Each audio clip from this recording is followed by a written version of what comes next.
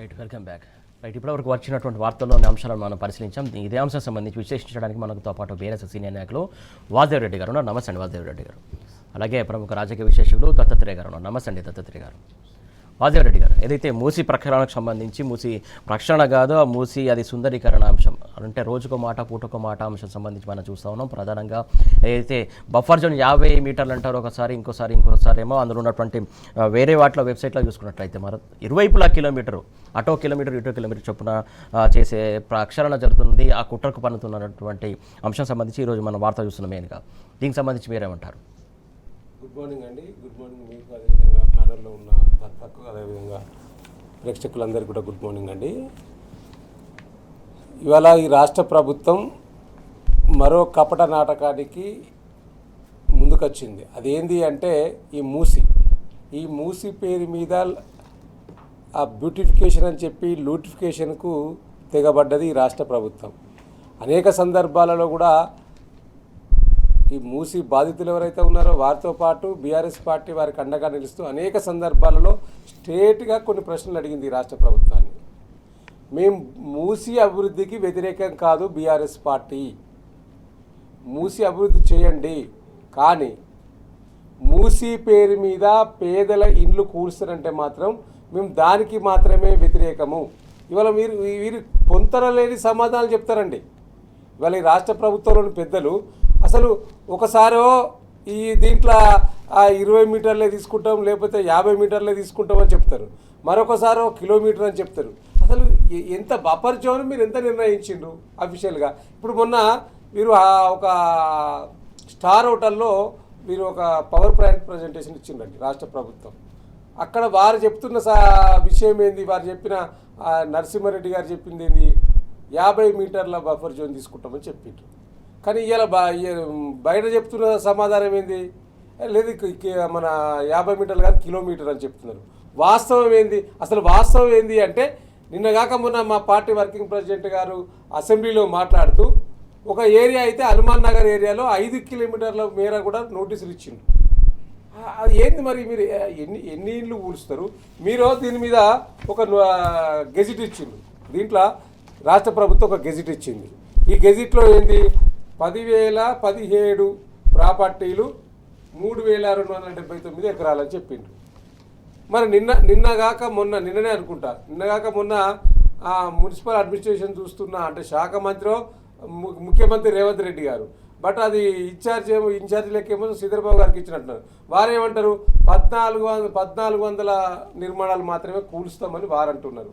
అసలు ఏంది మీ ఆలోచన విధానం ఏంది దీని మీద? అసలు దీనికి ఎంత ఖర్చు అవుతున్నది? అసెంబ్లీలో 6,500 కోట్లని శ్రీధర్బాబు గారు చెప్తారు. బయట మొన్న ముఖ్యమంత్రి గారు ఏదైతే పవర్ ప్లాంట్ ప్రజెంటేషన్ సందర్భంగా 7,000 కోట్లు 8,000 కోట్ల దాకా ఖర్చు రావచ్చు అని చెప్తా ఉన్నారు. కానీ ఇదే ముఖ్యమంత్రి గారు ఒక సందర్భంలో 1,50,000 కోట్లతోటి మూసి అభివృద్ధికి ప్రణాళికలు సిద్ధమవుతున్నాయని చెప్పి ఇదే ముఖ్యమంత్రి గారు చెప్తారు. వారి మంత్రివర్గంలో కొంతమంది నాయకులు కూడా చెప్పిన సందర్భం ఉన్నది. మరి మేము అడుగుతున్నది అదే. ఇయ్యాల మీరు అసలు దేన్ని ప్రాధాన్యత అంశంగా తీసుకుంటున్నది ఈ ప్రభుత్వము? మీరు ఏ హామీలు ఇచ్చి ఈ ప్రభుత్వం అధికారంలోకి వచ్చింది? ఇచ్చిన హామీలను పక్కన పెట్టి రాగానే ఈ మూసిని ముందటేసుకున్నాడు 23లో వీళ్ళు రాగానే 6 నెలలకే మూసీ రివర్ ఫ్రంట్ అభివృద్ధి అని చెప్పి 1,50,000 కోట్లు. మరి నువ్వేం చెప్తా ఉన్నావు? ఇలా మూసీ ఇరుపక్కల కట్టుకున్న పేదల ఇండ్లు కూల్చడానికి నువ్వు ప్రణాళిక సిద్ధం చేసుకున్నావు కదా, మరి నువ్వు అక్కడ ఏం చేయదలుచుకున్నావు? మళ్ళీ అక్కడ హైరేజ్ బిల్డింగ్లు కట్టి tourism spot, night economy, day ఎకానమీలో వీళ్ళు పెద్దగా ఈ రాష్ట్రానికి తీసుకొచ్చిన ఆదాయం ఏందో కానీ నైట్ ఎకానమీ చేస్తారట. డే ఎకానమీకే దిక్కులేరా నాయన అంటే నైట్ ఎకానమీ ఇప్పుడు ఆ టూరిజం స్పాట్ చేసి నైట్ ఎకానమీకి అక్కడ నాట ఇంకా కూరగాయలు పండించి నిరుద్యోగులకు ఉద్యోగాలు ఇస్తారట. హోటల్లో దీంట్లో అవి ఉద్యోగాలు ఈ రాష్ట్ర ముఖ్యమంత్రి గారు చెప్తారు. మొన్న పవర్ పాయింట్ ప్రజెంటేషన్ సందర్భంగా అంటే ఎంత ఆలోచన విధానం, దేని ప్రాధాన్యత ఇవ్వాలనేది. ఇప్పుడు అక్కడ తోపుడు పనులు లేవు, ఆల్రెడీ మూసి పరివాహకం అంతా తోపుడు పనులు ఉంటాయి. చిరు వ్యాపారులు చాలా వ్యాపారం ఎన్నో సంవత్సరాలుగా చేసుకుంటున్నారు. అంటే ఇప్పుడు కొత్తగా ఏమన్నా ఉద్యోగాలు ఇవ్వ ప్రభుత్వం అడిగితే ఇలాంటి ఉద్యోగాలు ఇస్తాడా? ఇప్పుడు అదే ఉన్నట్టున్నది. నిరుద్యోగులు ఉద్యోగాలు కావాలని ధర్నాలు చేస్తూ ఉన్నారు. కానీ రాష్ట్ర ముఖ్యమంత్రి ఏమంటారంటే నోటిఫికేషన్లు వద్దని ధర్నాలు చేస్తున్న సందర్భం ఉందని చెప్పి రాష్ట్ర ముఖ్యమంత్రి స్వయంగా చెప్పిండు రేవంత్ రెడ్డి గారు. అంటే వారి ఆలోచన విధానం గట్ల ఉన్నది ముఖ్యమంత్రి గారిది. అంటే లాస్ట్కు కూరగాయలు అమ్ముకొని హోటల్లో పనిచేయడానికి నిరుద్యోగులకు ఉద్యోగాలు ఇస్తున్నాం అనే తీరులో ఈ రాష్ట్ర ముఖ్యమంత్రి మాట్లాడడం చూస్తూ ఉంటే నిజంగా సభ్య సమాజం తలదించుకునే విధంగా వీరి యొక్క ప్రవర్తన తీరు ఉన్నది. ఇంకొకటి ఏంటి అంటే వాస్తవంగా ఇంత పెద్ద ప్రాజెక్టుకు సంబంధించి ఇప్పటికీ డిపిఆర్ ప్రిపేర్ కాలేదండి. డీటెయిల్ ప్రాజెక్టు రిపోర్టు మీరు బయట పెట్టినరా? మొన్న కూడా మా పార్టీ వర్కింగ్ ప్రెసిడెంట్ కేటీఆర్ అడిగిండ్రు, మీరు ఇప్పటికీ 18 నెలలు అని చెప్పిన డిపిఆర్ రావడానికి సమయం 18 నెలలు సమయం అయిపోయింది. మొన్న అసెంబ్లీలో అడిగితే దాని గురించి మాట్లాడాలని చెప్పి దాటా వేసిన సందర్భం ఉన్నది. మరి డీటెయిల్ ప్రాజెక్టు రిపోర్ట్ లేకుండా మీరు ఎట్లా కూడుస్తారు ఈ నిర్మాణాలను? మీరు ఇచ్చిన గెజిట్లో 10,017 3,279 వాస్తవం ఏంది అంటే అక్కడ వాస్తవం ఏంది అంటే 10,017 నిర్మాణాలంటే ఒక్కొక్క ఇంట్లో 5 వేసుకున్నా ఒక్కొక్క బిల్డింగ్లో first floor, second floor, third floor కూడా ఉంటాయి. అంటే దాదాపుగా 1,00,000 మందిని నిరాశలు చేయడానికి రాష్ట్ర ప్రభుత్వం కంకణం కట్టుకున్నది. మరి దానికి సంబంధించిన ప్రణాళిక ఇది. ఇప్పటివరకు మీకు డీటెయిల్ ప్రాజెక్ట్ రిపోర్టే లేదు. దీంతో పాటు మీరు ఏదైతే ఈ యొక్క మూసీ ప్రాజెక్టుకు సంబంధించి ఏడీబీ బ్యాంకు నిధులు ఇస్తుందని చెప్పింది. ఏడీబీ బ్యాంకులు ఇస్తలేదని చెప్పి మూసీ ఆందోళన జనసమితి అని ఒక ఆర్గనైజేషన్ ఉన్నది. వారు స్వయంగా మన ఆర్టీఐ పెట్టుకుంటే వారికి పోయి కలిస్తే కూడా మేము ఇంతవరకు మాకు డిపిఆర్ఏ రాలేదు, మేము దీనికి సంబంధించి ₹1 కూడా లోన్ ఇచ్చే పరిస్థితి లేదని వాళ్ళు చెప్తా ఉన్నారు. ఏషియన్ డెవలప్మెంట్ బ్యాంక్ సంబంధించిన నిర్వాహకులు చెప్తా ఉన్నారు. అంటే మరి ఒక పక్క ఏడీబీ బ్యాంకు మీకు లోన్ ఇస్తలేదని చెప్పి స్వయంగా చెప్తా ఉన్నది, మరో పక్క డిపిఆర్ లేదు.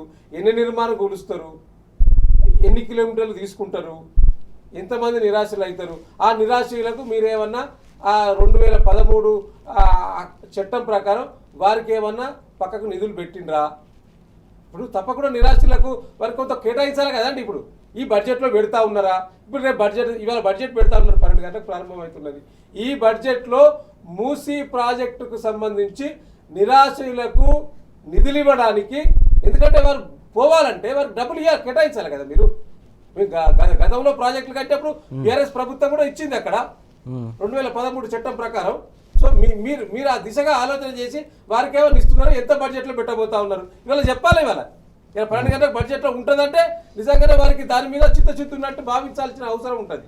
సో కాబట్టి ఇలా పొంతన లేని సమాధానాలు చెప్పడము, ఆలోచన లేని విధానాలు, దేనికి ప్రాధాన్యత ఇవ్వాలో, ఎక్కడ నిధులు విడుదల చేయాలో ఆలోచన లేకుండా ఈ రాష్ట్ర ప్రభుత్వం ముందుకు పోతున్నట్టు స్పష్టంగా కనిపిస్తూ ఉన్నది. ఒక పక్క ఇప్పటికే 2.5 సంవత్సరాలు అవుతా ఉన్నది ప్రభుత్వంలోకి వచ్చి, ఇచ్చిన 6 గ్యారంటీల మీద ఊసులేదు.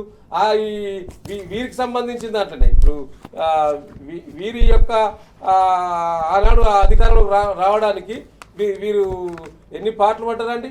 6 గ్యారంటీలు, 13 అంశాలు అంశాల గురించి మాట్లాడాను సార్. మీరు ఒక్కటే ఈ యొక్క అంశము దీంట్లో ప్రతి కుటుంబానికి, ఒక్కొక్క కుటుంబానికి 2,50,000 ప్రతి సంవత్సరం ప్రతి కుటుంబానికి.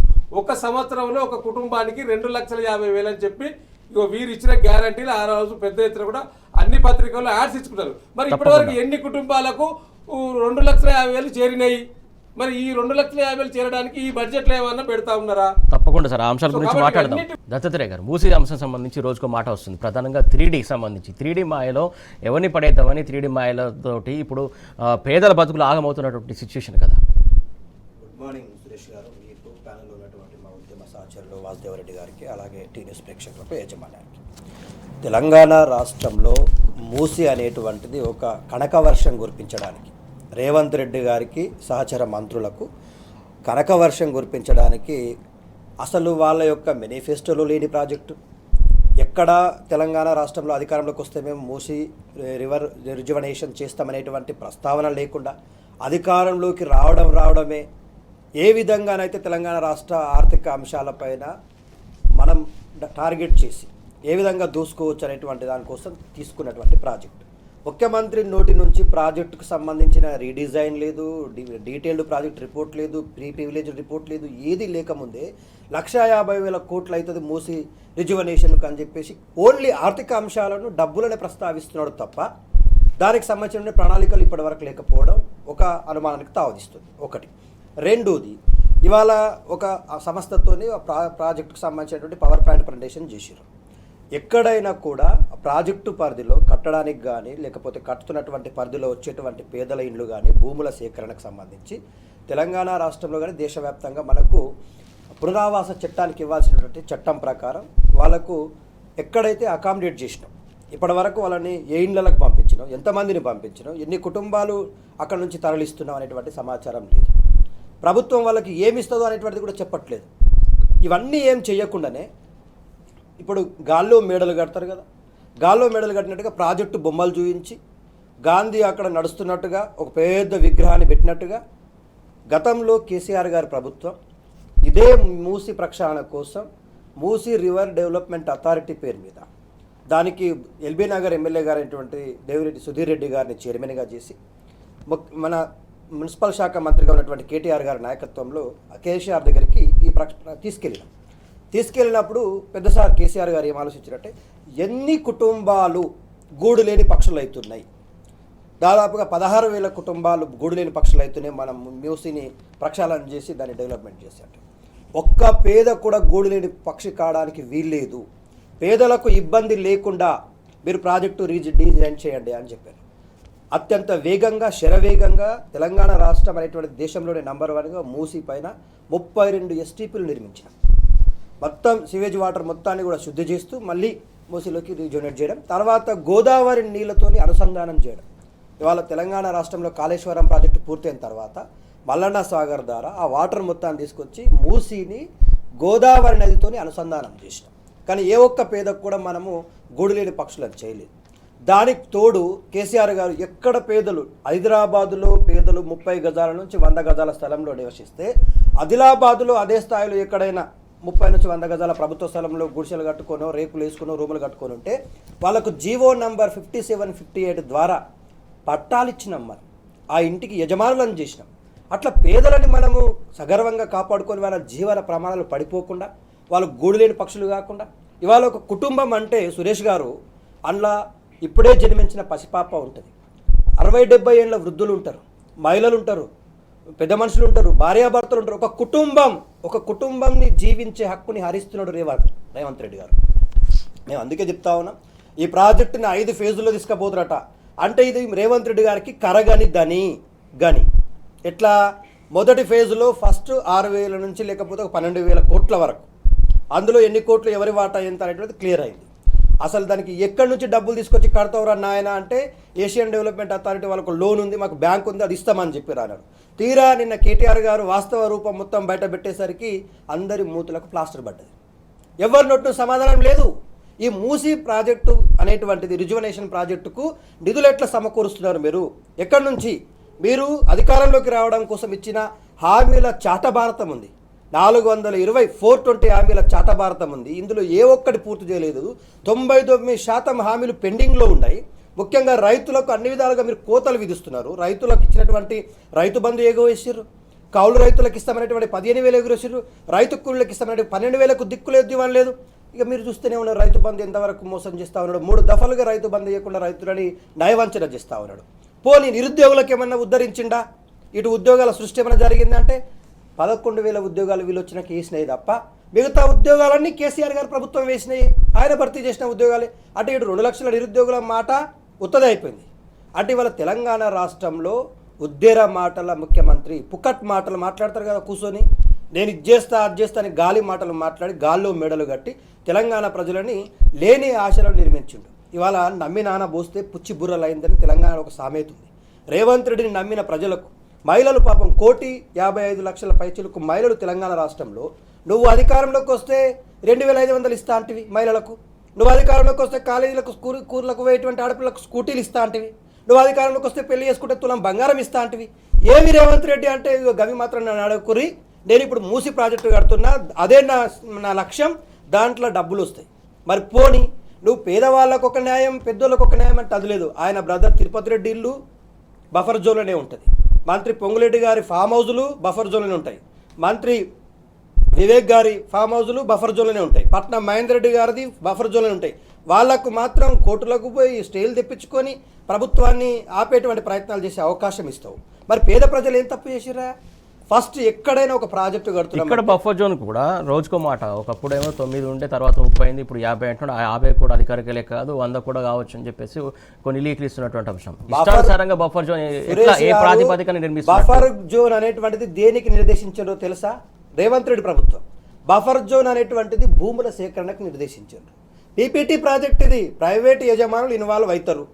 ఆ ప్రైవేట్ యజమానులు మా వాటా గింత సార్, నీ వాటా గింత, ఇగో ఈ ప్రాంతంలో ఇన్ని వేల కోట్ల విలువ చేసే భూమిని మనం సేకరిస్తున్నాం. ఈ సేకరించే భూమిలో మేము టవర్లు కట్టుకుంటాం, లేకపోతే నైట్ ఎకానమీ అట. నాకు ఆశ్చర్యం అనిపించింది, అరే తెలంగాణ రాష్ట్రంలో నైట్ ఎకానమీ లేదనుకుంటున్నాడు రేవంత్ రెడ్డి. ఒక్కసారి చార్మినార్ దగ్గరికి రా, ఇప్పుడు నిజాం కాలం నుంచే తెలంగాణ రాష్ట్రంలో నైట్ ఎకానమీ కొనసాగుతుందయ్యా రేవంత్ రెడ్డి. ఈ తెలంగాణ రాష్ట్రంలో చార్మినార్ ఏరియాలో నువ్వు చూస్తే ఇప్పుడు కనిపిస్తుంది జిల్ జిల్ జిల్ అనేటువంటి వెలుగుల మధ్య తెలంగాణ రాష్ట్రంలో నైట్ ఎకానమీ కొనసాగుతుంది. అక్కడ చెప్పులు, బట్టలు, స్వీట్లు, ఆడపిల్లలకు సంబంధించిన గాజులు, ప్రతి వస్తువు దొరికే నైట్ ఎకానమీ తెలంగాణ రాష్ట్రంలో ఎప్పటి నుంచో ఉంది. నువ్వు సృష్టించేదేముంది? మిత్రుడు ఇంతకుముందు వాసుదేవరెడ్డి చెప్పినట్టుగా కూరగాయలు అమ్ముకోవాలట, అవి ఉద్యోగాలు. నువ్వు మూసీ నదిని డెవలప్ చేస్తే ఏం ఉద్యోగాలు సృష్టిస్తావయ్యా అంటే, ఆడ కూరగాయలు పండిస్తాం, కూరగాయలు అమ్ముకోవాలి. గ్రీన్ బెల్ట్ ఏర్పాటు చేస్తామంటుండు. గ్రీన్ బెల్ట్ పేరు మీద బరాబర్ 1 కిలోమీటర్ వరకు జరగాల్సిందేనట. మరి ఎన్ని వేలు కూరుస్తావు, ఎన్ని వేల కుటుంబాలను గూడు లేని పక్షం చేస్తావో చెప్పు అంటే దానికి లెక్క పత్రం లేదు. మరి వాళ్ళకు పునరావాస చట్టం ప్రకారం ముఖ్యంగా ఎవరికైనా కూడా జీవించే హక్కు అనేటువంటిది చాలా ప్రధానమైనటువంటిది. ఆ జీవించే హక్కుని హరించే రైట్ ఎవరికి లేదు, ఈవెన్ రాష్ట్రపతికి కూడా లేదు జీవించే హక్కుని హరించే హక్కు. ఇవాళ నువ్వు ఆ జీవించే హక్కుని కాల రాస్తా ఉన్నావు. ఎంతమంది జీవితాలను ఇట్లా నువ్వు కొల్లగొడతావు? దీనికి సమాధానం చెప్పాల్సిన అవసరం ఉంది. మూసీ ప్రాజెక్ట్ అనేదే అది ఆర్థిక అంశాలతో ముడిపడింది. రేవంత్ రెడ్డి గారి ఖజానా నింపడానికి, ఆయన ఖర్చులు భరించడానికి, ఢిల్లీకి పంపించే మూటలు తీసుకుపోవడానికి ఉపయోగపడే ప్రాజెక్టుగా అర్థమవుతా ఉంది. దీని వెనకాల మొత్తం అది 3D అయినా 4D అయినా పేపర్లలో ఆ విజువల్స్లో ఆ ప్రాజెక్టు మనం పీపీటీ చూపించేటువంటి దాంట్లో చాలా అద్భుతంగా చూపిస్తున్నారు. అబ్బాయి ఎంతగానో ఇప్పుడు అయిపోయింది. అందులో స్టీమర్లు తిరుగుతున్నాయట. అసలు మూసీ నది స్టీమర్లు తిరిగే పరిస్థితులు తీసుకొస్తారట. రైట్ అండి. వాసుదేవరెడ్డి గారు, ముఖ్యంగా చూసుకున్నట్టయితే దాదాపు 21 కిలోమీటర్ల పొడవున ప్లానింగ్ ఉంది. కాకపోతే గత సర్కార్ మాత్రం దీనికి సంబంధించి ఏదైతే మూసి ప్రక్షాళనతోటి బడ్జెట్ మాత్రం ఈ ఇన్ని కిలోమీటర్లకు 16,000 కోట్లకే పరిమితం చేసింది. కాకపోతే వీళ్ళ అంచనాలు మాత్రం ఎందుకు ఇంత మారాయి, ఎట్లా అసలు ఎందుకోసం అనుకోవాలి? ఈ బడ్జెట్లో దీనికి సంబంధించి ప్రస్తావన వస్తుందా, లేకుంటే ఇచ్చినటువంటి గ్యారంటీలకు ఇందాక మనం ప్రస్తావించుకున్నట్టే వాటికి సంబంధించి బడ్జెట్లో నిధులు కేటాయిస్తారా, లేకుంటే ఇంకా వేరే వాటికి కేటాయించుకొని వాళ్ళు ఇష్టానుసారంగా వ్యవహరించే తీరు అనుకోవాలి? ఇప్పుడు వారి ఆలోచన విధానం ఏంది? ఈ రాష్ట్ర ముఖ్యమంత్రి గారి ఆలోచన విధానం ఆయన మొదటి నుంచే చెప్పిండు. పిసిసి అధ్యక్షుడు ఉన్నప్పుడే చెప్పిండు. ఆయన బిజినెస్ ఏంది? రియల్ ఎస్టేట్ దందా. రియల్ ఎస్టేట్ దందా కాబట్టి ఆయన ఆలోచన విధానం ఏంటంటే ఈ చుట్టుపక్కలంతా రియల్ ఎస్టేట్ చేసుకోవాలి, దండుకోవాలి. ఆయనకు ఆయన అనుయులకు పెద్ద ఎత్తున కానుకలు రావాలంటే ఈ మూసీ ప్రాజెక్టు పెట్టుకోవాలి. ఇప్పుడు మూసీ ప్రాజెక్టు డిపిఆర్కే నువ్వు 180 కోట్లు ఇచ్చినావు కదా. డిపిఆర్ తయారు చేసే కన్సల్టెంట్కే 180 కోట్లు నువ్వు చెల్లించినావు కదా. ఇప్పటి వరకు ఆ 180 కోట్లు చెల్లించిన డిపిఆర్ ముందర పెట్టవా అంటే ముందర పెట్టరు ఈ ప్రభుత్వం. డిపిఆర్ లేకుండా ఒక ఇంత పెద్ద ప్రాజెక్టును ముందుకు ఎట్లా తీసుకుపోతారు? ఇదే కదా తెలంగాణ ప్రజలు, ముఖ్యంగా ఆ మూసీ పరివాహక ప్రాంతంలో నిర్వాసితులైతున్న బాధితులు అడుగుతూ ఉన్న సందర్భం కదా. ఇంతసేపు ఏమంటారంటే ఈ ప్రతిపక్ష పార్టీకి, కేసీఆర్ గారికి, బీఆర్ఎస్ పార్టీకి మేము అభివృద్ధి చేయడం ఇష్టం లేదు అని ఈ రాష్ట్ర ముఖ్యమంత్రి గారు నిన్న మాట్లాడింది. నిన్న కాక మొన్న అసెంబ్లీలో అధికారంలోకి వచ్చినాక 2.5 సంవత్సరాలు అవుతుంది. ఏం అభివృద్ధి చేశాడు, ఎక్కడ ఏం చేశాడు, ఏం డెవలప్ చేశాడు? మేము అదే అడుగుతున్నాం. ఇలా బీఆర్ఎస్ పార్టీగా ఈ రాష్ట్ర ప్రభుత్వాన్ని ఈ హైదరాబాద్ నగరంలో ఒక ఇటుక పేల్చినవా, ఒక ఇల్లు కట్టినవా? కట్టిన పొయ్యి పెట్టిన ఇల్లు నీకు అప్పచెప్పినవి. ఇక్కడ ఈ మూసీకి సంబంధించే గతంలో 16,000 కోట్లతో మేము బీఆర్ఎస్ ఉన్నప్పుడు, బీఆర్ఎస్ ప్రభుత్వంలో ఉన్నప్పుడు ప్రణాళికలు చేసి ఈ మూసీ మేము డెవలప్ చేసింది. ఇది ఆ రోజు హిందూ పేపర్లో వచ్చిన స్టోరీ. ఇది మూసీని ఆనాడు బీఆర్ఎస్ ప్రభుత్వం 16,000 కోట్లు పెట్టి దీన్ని కార్యాచరణ చేసి ఒక్క ఇల్లు కూర్చకుండా, ఒక్కరిని ఇబ్బంది పెట్టకుండా దాదాపుగా 6,000 కోట్లు ఖర్చు పెట్టి దాన్ని బ్యూటిఫికేషన్ చేయడమే కాకుండా అక్కడ బ్రిడ్జిలు నిర్మాణం చేసినాం, ఎస్టీపీలు నిర్మాణం చేసినాం. నువ్వు అట్లా చేయి, ఫస్ట్ ఎస్టీపీలు నిర్మాణం చేయి. ఇప్పుడు మూసీలో మురికి నీరు పోతున్నది వాస్తవం. ఇది బీఆర్ఎస్ పాపం కాదు. గత పాలనలో, సమైక్య పాలనలో టీడీపీ, కాంగ్రెస్లు పాలించిన సమయంలో మీరు ముందు చూపు లేక చేసిన కార్యాచరణ కదా. నువ్వు చేస్తా అంటావు, నీ ఆలోచన విధానం కరెక్టే, కానీ చేసే పద్ధతి సరైంది కాదు. నీ ఒకసారి నువ్వు ప్రజల కోరం నుంచి వెళ్ళి ఆలోచన చేయండి. మీరు అట్లా చేస్తలేరు. ఇప్పుడు మ్యూసి అది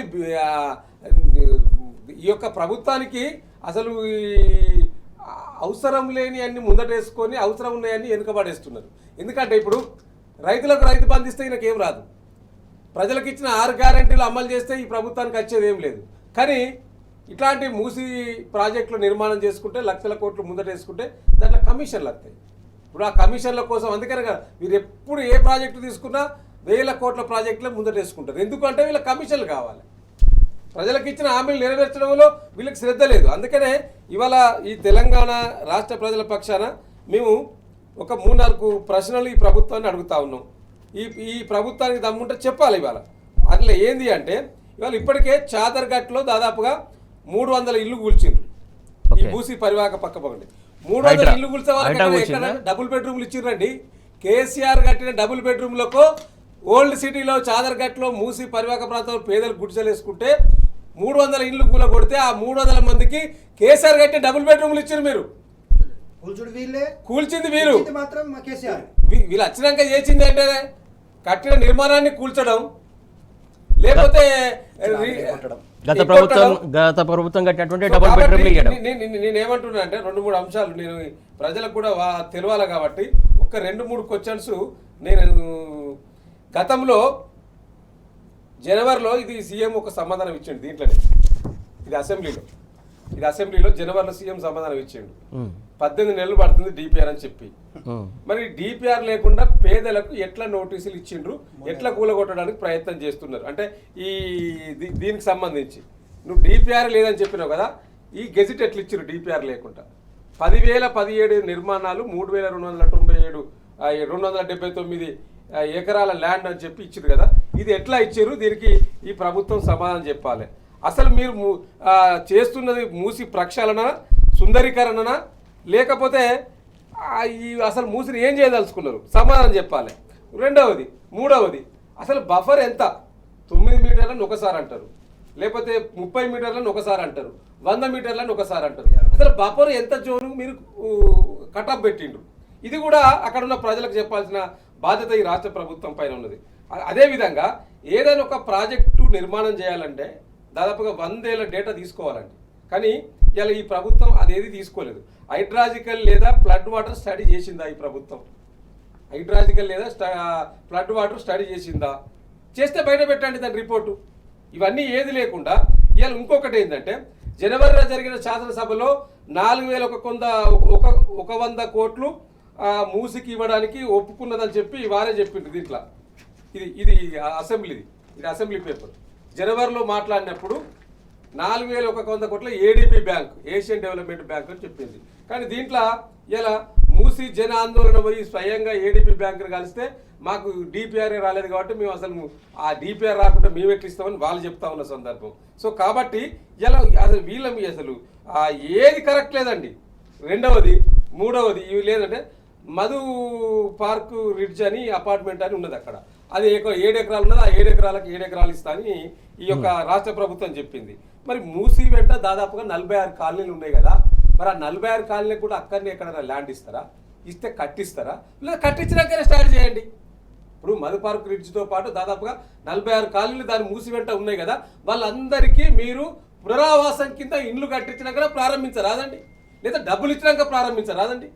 దానికి సంబంధించిన డబ్బులు ఈ బడ్జెట్లో పెడతా ఉన్నారా? ఇవాళ పెట్టబోయే బడ్జెట్లో ఎవరైనా డబ్బులు పెడతా ఉన్నారా? ఇవన్నీ కూడా ఈ యొక్క తెలంగాణ ప్రజలకు, ముఖ్యంగా మూసి పరివాహక ప్రాంతాలకు ఉన్న ప్రజలకు సమాధానం చెప్పాల్సిన బాధ్యత ఈ ప్రభుత్వం పైన ఉన్నది.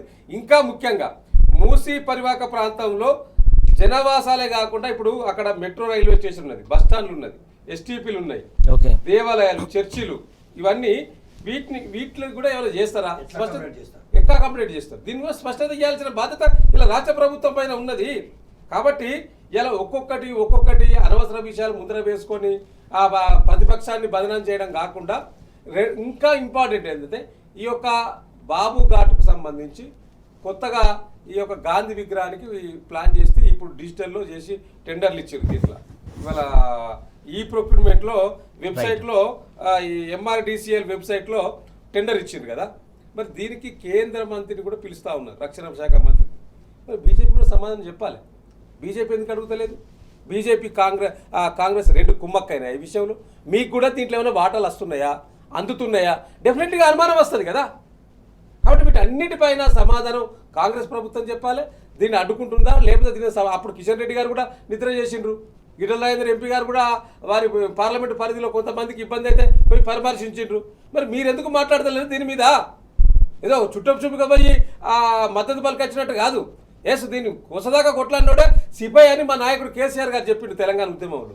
మీరు కొసదాకా కొట్లాడకుండా మధ్యలో టచ్ అండ్ నాట్ అన్నట్టు పోయి మీరు కలిసి వచ్చి ఏమైనా బేరాలు సారాలు చేసుకున్నారా?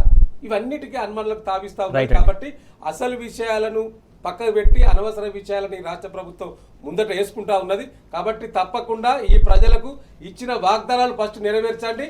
మూసీ అభివృద్ధిలో ఎక్కడ కూడా మేము ఆటంకం కలిగియము. మూసీ యొక్క పేదల ఇండ్లు కూల్చడానికి మీ దగ్గర ఉన్న కార్యాచరణ ఏందో ప్రకటించాలని మేము డిమాండ్ చేస్తాం. మూసీ పరివాహక ప్రాంతాల్లో నష్టపోతున్నటువంటి బాధితులకు ప్రధానంగా న్యాయం చేసినటువంటి అవసరం ఉంది.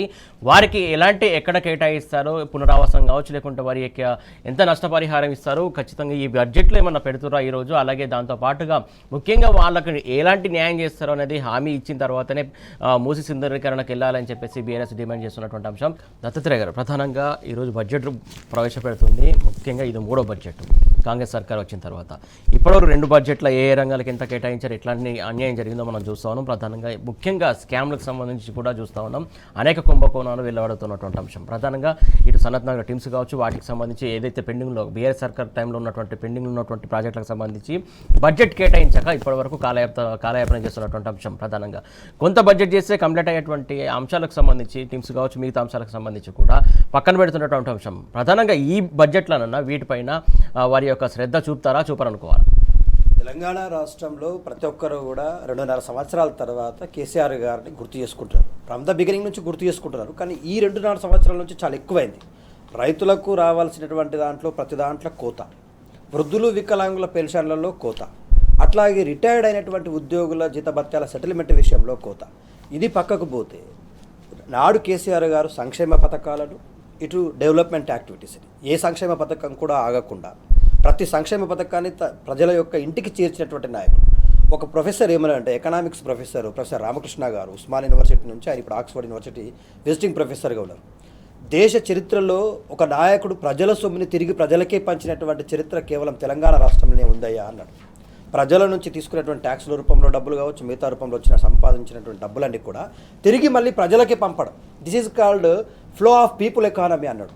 Flow of people economy. అట్లా ప్రజల ఎకానమీని సృష్టించినటువంటి నాయకుడు కేసీఆర్ అయితే, ఇవాళ రేవంత్ రెడ్డి గారు ముఖ్యమంత్రి అయిన తర్వాత ఏవైతే ప్రజా సంక్షేమ పథకాలు ఉన్నాయో, కేసీఆర్ గారు తీసుకొచ్చినటువంటి కేసీఆర్ కిట్టు కావచ్చు ఆగిపోయింది. ఆడపిల్ల పుడితే 13,000 ఇస్తలేరు, మగపిల్లాడు పుడితే 12,000 ఇస్తలేరు. ప్రభుత్వ ఆసుపత్రుల్లో డెలివరీలు తగ్గిపోయినాయి.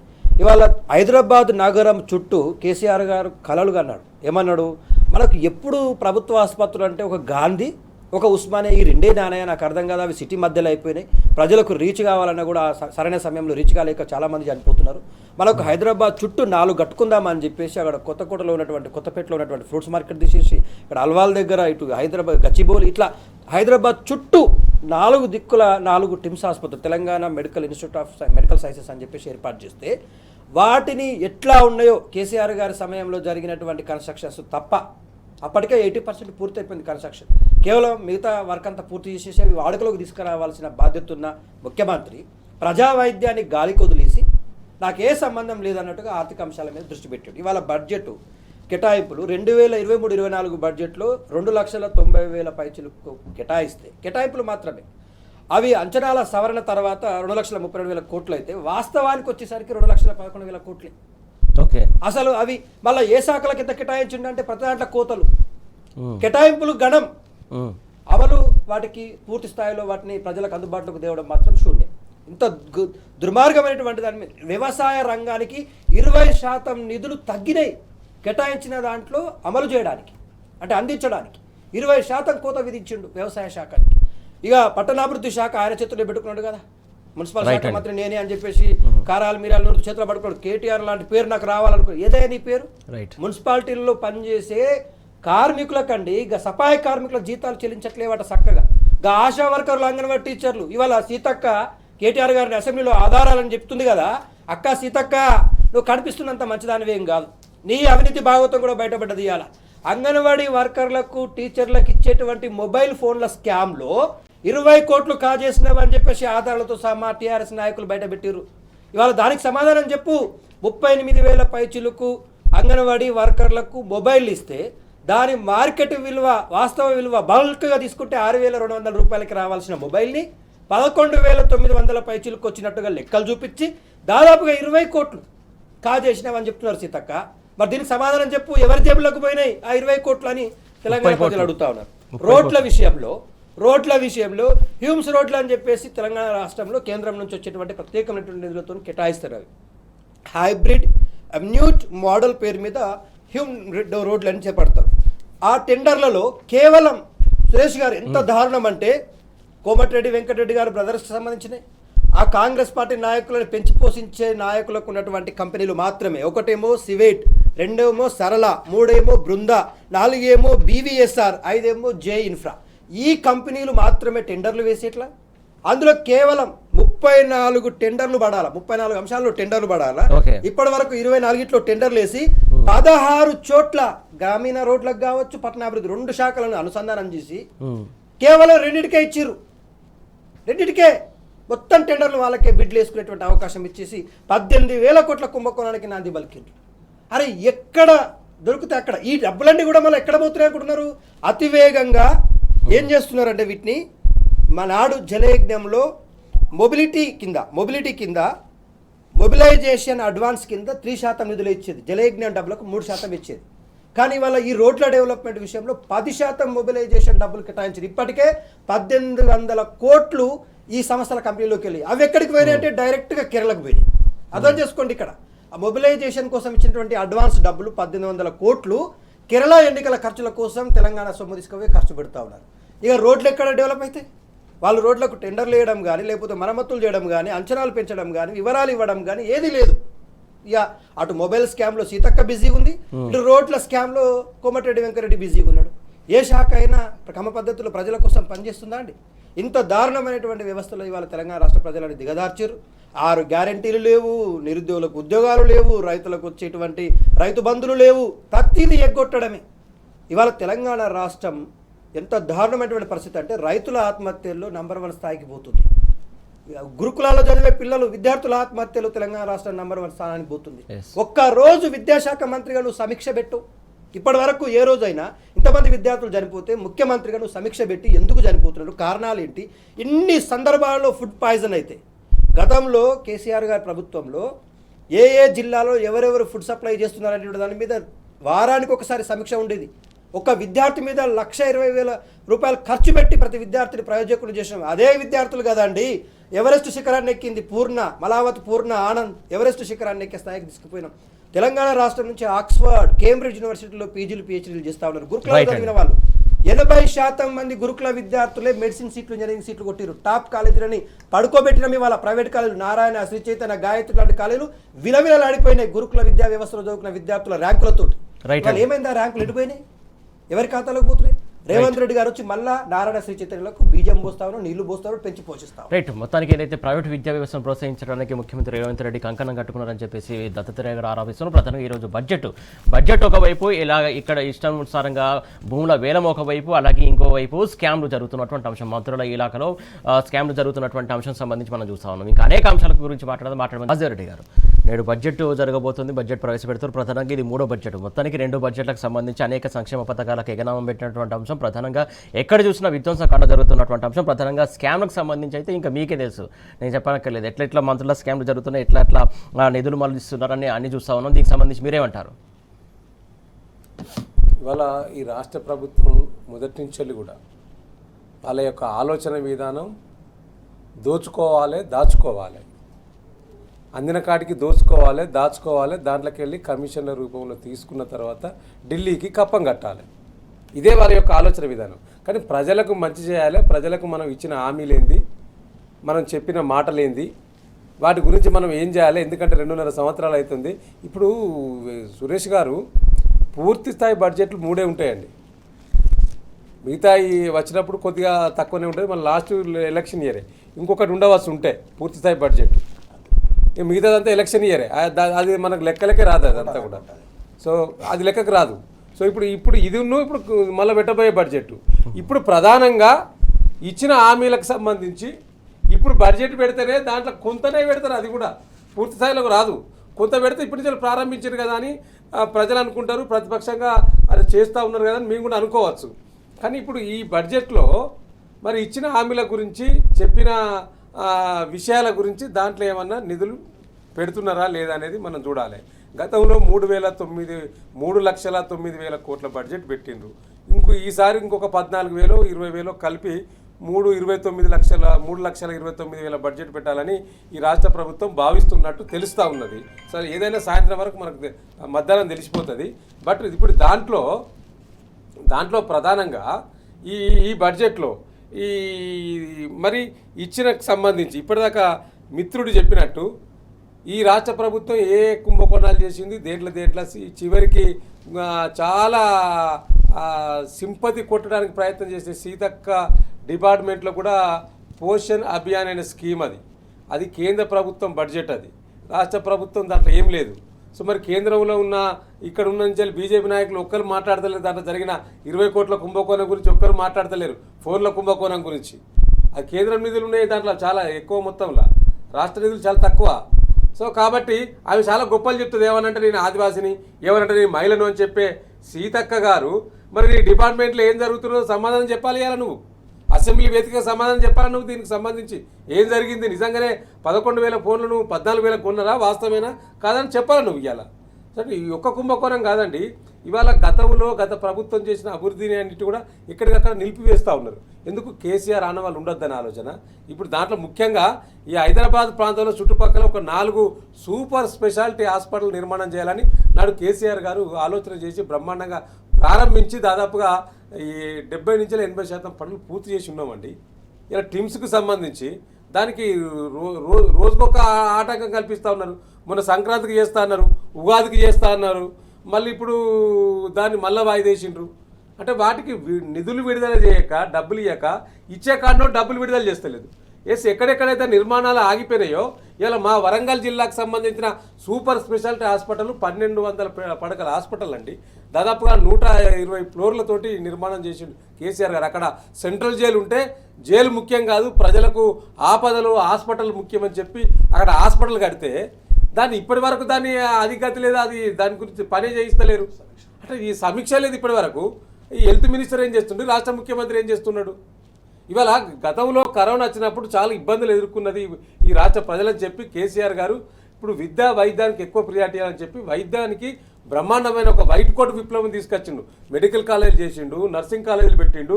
ఇది సేమ్ టైం హాస్పిటల్ నిర్మాణం కూడా ఉండాలని చెప్పి బ్రహ్మాండమైన హాస్పిటల్ నిర్మాణం చేస్తే బట్ ఎందుకు పూర్తి చేస్తలేదు? 2.5 సంవత్సరాలైనా కేసీఆర్ కట్టిన ప్రాజెక్టులను రిపేర్ చేయించవు. కేసీఆర్ కట్టిన అసలు ముఖ్యంగా మూసీ ప్రాజెక్టు అని చెప్తున్న ఈ ముఖ్యమంత్రి గారు నీ సొంత జిల్లాలో ఉన్న కొడంగల్ నారాయణపేట ప్రాజెక్టుకు సంబంధించి, పాలమూరు రంగారెడ్డి ప్రాజెక్టుకు సంబంధించి ఎందుకు నిధులు కేటాయిస్తారో, ఎందుకు పూర్తి చేస్తలేవు? మేము 85% పూర్తి చేసినాం కదా పాలమూరు రంగారెడ్డికి సంబంధించి, దాంట్లో మిగతా పనులు ఎందుకు చేస్తలేవు? దాని మీద ఎందుకు శ్రద్ధ చూపుతలేవు? నీ సొంత జిల్లా కదా.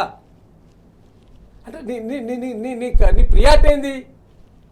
కాబట్టి ఇవాళ ఈ రాష్ట్ర ప్రభుత్వం ఈ బడ్జెట్ అంకెల గారడి కాకుండా ఇచ్చిన బడ్జెట్లో ఇచ్చిన లెక్కలలో వాస్తవిక రూపంలో ఉండే విధంగా ఇప్పుడు బీసీలను 1,00,000 కోట్లు అని చెప్పిండు ఎవ్రీ ఇయర్. అంటే ఎవ్రీ ఇయర్ 20,000 కోట్లు పెట్టాలి. ఎవ్రీ ఇయర్ బడ్జెట్లో 1,00,000 కోట్లు పెట్టాలి. 1,00,000 కోట్లు అని చెప్పిండ్రు. 1,00,000 కోట్లు అంటే ఎవ్రీ ఇయర్కి 20,000 కోట్లు పెట్టాలి. మరి గతంలో 20,000 కాదు 9,000 కోట్లు పెట్టిండు గత బడ్జెట్లో. అంతకన్నా ముందు 6, ఇప్పుడు 9 పెట్టారు. మరి ఇప్పుడు ఎంత పెడుతున్నారో చూడాలి. ఇప్పుడు బీసీలకు మేము బ్రహ్మాండంగా ఇస్తామని చెప్పినాం కదా, నువ్వు ఇచ్చిన డిక్లరేషన్ లేదు అక్కడనే ఉన్నది, 6 గ్యారంటీలు అట్నే ఉన్నది. ఇంతకుముందు నేను చెప్పినట్టు ఇప్పుడు ఇందులో ఉన్నది 2,50,000 ప్రతి కుటుంబానికి అని చెప్పినావు. 2.5 సంవత్సరాలలో ఒక్క కుటుంబానికన్నా 2,50,000 అందినాయా? మీరే చెప్పారు. మీరు ప్రతి గ్యారంటీ అని చెప్పారు కదా. రాష్ట్రంలో 1,10,00,000 కుటుంబాలు ఉన్నాయి రేషన్ కార్డులను మనం బేరీజ్ చేసుకుంటే. సో ఈ యొక్క 1,10,00,000 కుటుంబాలకు 2,50,000 చొప్పున దాదాపుగా 2,75,000 బడ్జెట్ అవుతుంది. కాబట్టి మరి దీని మీద చెప్పాల్సిన బాధ్యత ప్రభుత్వానికి ఉన్నది. మిత్రులు చెప్పిన తర్వాత పొన్నం ప్రభాకర్ ఆర్టీసీ శాఖకు కూడా బాధ్యులుగా ఉన్నారు. అయితే దాంట్లో అతిపెద్ద ఘోరమైనటువంటి అవమానం ఏంటంటే మహిళలకు, మేము 1,00,000 మంది మహిళలను కోటీశ్వర్లను చేస్తామన్నాడు. అంటే నిజంగానే రేవంత్ రెడ్డి కంకణం కట్టుకున్నాడేమో, పాపం మహిళలందరినీ కోటీశ్వర్లను చేస్తారని చెప్పేసి తెలంగాణ రాష్ట్రంలో ఉన్న మహిళలందరూ ఆశపడ్డారు, సెల్ఫ్ హెల్ప్ గ్రూపులో వాళ్ళందరూ ఆశపడ్డారు. తీరా చూస్తే 4 ఎలక్ట్రిక్ బస్సుల ముందర వాళ్ళని నిలబెట్టి వాళ్ళ చేతుల తాళం చేతులు పెట్టి ఫోటోలు దిగి పోజులు కొట్టి దిగిన 2 నిమిషాల తాళం చేతులు గుంజుకొని మళ్ళీ ప్రైవేట్ యజమానులకు అప్పచెప్పిరండి. ఒక్క బస్సు మహిళలకు కేటాయించినట్టుగా చూపించినా మేము దేనికైనా రెడీ. ఒకటి. రెండోది, పెట్రోల్ బంకులు ఇస్తామన్నాడు. ఒక్క పెట్రోల్ బంక్ ఇచ్చింది లేదు. ఒక నారాయణఖేడ్లో ఒక పెట్రోల్ బంక్ ఇచ్చి ఫోటో దిగి మళ్ళీ ఆ పెట్రోల్ బంక్ యజమాని కూడా వేరే ఒక రెడ్డి సామాజిక వర్గానికి చెందిన ఆయనకి ఇచ్చింది అన్నట్టుగా. ఇట్లా తెలంగాణ రాష్ట్రంలో మహిళలు, వృద్ధులు, వికలాంగులు, రైతులు, విద్యార్థులు, నిరుద్యోగులు ప్రతి ఒక్కరిని మోసం చేసి మోసం పునాదుల మీద ప్రభుత్వం. రైట్ అండి, థ్యాంక్ యూ దత్తాత్రేయ గారు, thank you so much. Thank you అండి వాసుదేవ్ రెడ్డి గారు, థ్యాంక్ యూ సో మచ్. మొత్తం చూస్తున్నాం కదా, మోసం చేస్తూ పరిపాలన సాగిస్తుంది కాంగ్రెస్ సర్కారు. ప్రధానంగా పెట్టబోయే బడ్జెట్లో ఖచ్చితంగా ఇప్పటికైనా సంక్షేమ పథకాలకు కావచ్చు ఎక్కువ ప్రాధాన్యత ఇవ్వాలని చెప్పేసి వారు కోరుతున్నారు. సో బడ్జెట్లో ఎలాంటి అంశాలు వస్తాయని చెప్పేసి మధ్యాహ్నం కల్లా తేలిపోయే అవకాశం ఉంది. మధ్యాహ్నం నుంచి బడ్జెట్ ప్రారంభం కానుంది, మొత్తానికి తెలిసిపోయే అవకాశం ఉంది. ఇది వాటి వార్తలు వాస్తవాలు. Keep watching tea news.